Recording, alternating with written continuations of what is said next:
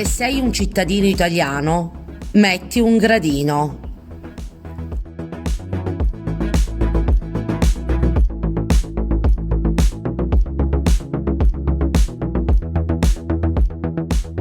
Se nel tuo paese puoi accedere liberamente allo studio, metti un gradino.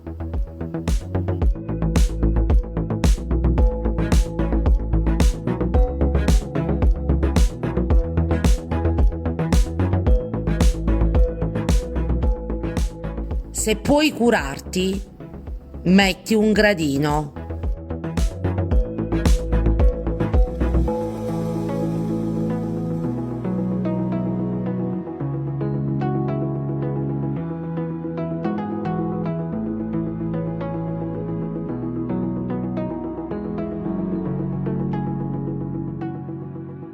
Se senti tu il peso delle faccende domestiche, togli un gradino.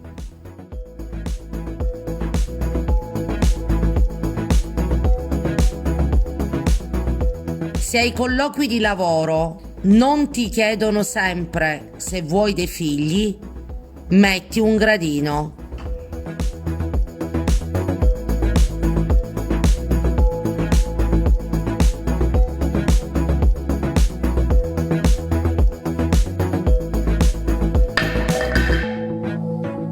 Se non sei stato mai bersaglio di commenti sessisti, metti un gradino.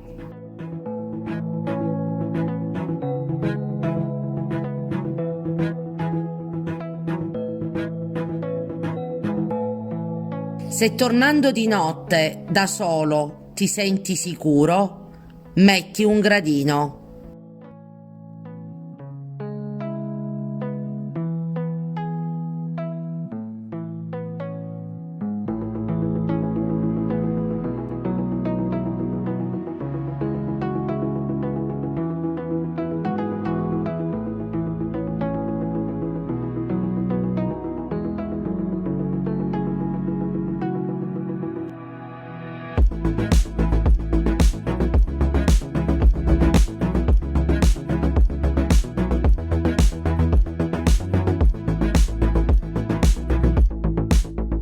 Uomini, guardate le due scale. I gradini che avete messo non hanno nulla a che vedere con le vostre qualità.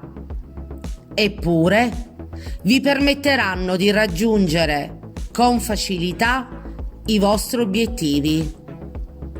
Fino a quando le donne non potranno salire gli stessi gradini delle opportunità degli uomini, non potranno dirsi davvero libere.